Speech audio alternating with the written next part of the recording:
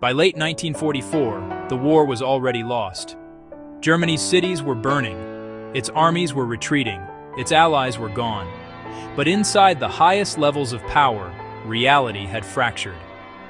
Because deep beneath Berlin, one man still believed history could be reversed. This is not the story of a sudden ending. It is the story of months of denial, weeks of collapse, and days of silence.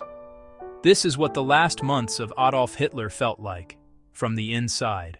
By September 1944, Germany was fighting a war it could no longer sustain. The Allies advanced from France. The Soviet Red Army crushed the East. Railways were destroyed.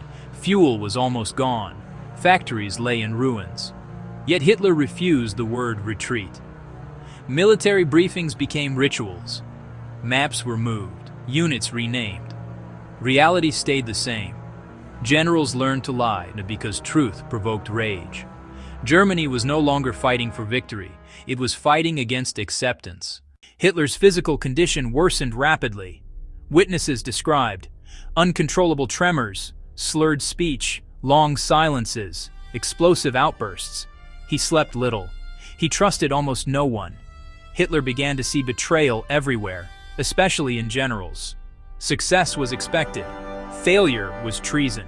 Reality itself became the enemy. In January 1945, Hitler moved permanently into the Führerbunker. It was underground, low-ceilinged, artificially lit. Outside, Berlin froze. Inside, time blurred.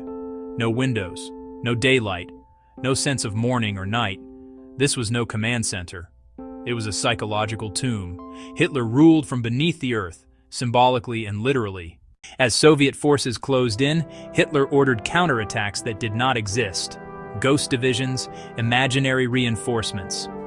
When informed that troops had no fuel or ammunition, Hitler accused generals of sabotage. He refused evacuation plans. Berlin would stand or be destroyed. Reality had become optional. Daily life continued, strangely.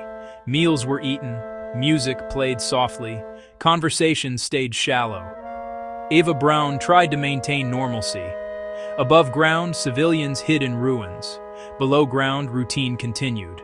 Hitler watched old films, read newspapers edited to protect him, waited. The bunker was sealed, not just physically, but mentally.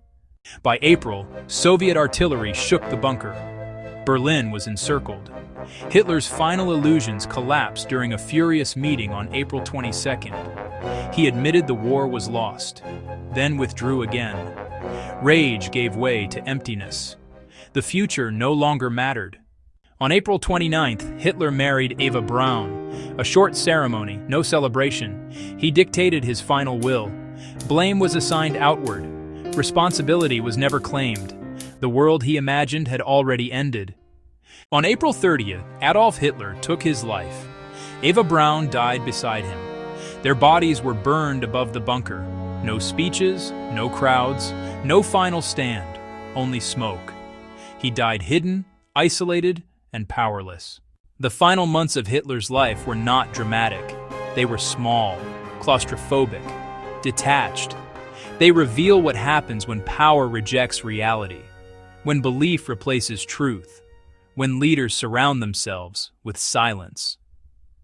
The Third Reich did not fall in a single moment. It collapsed slowly, as denial replaced judgment, and history moved on. Rapid history, the past told fast.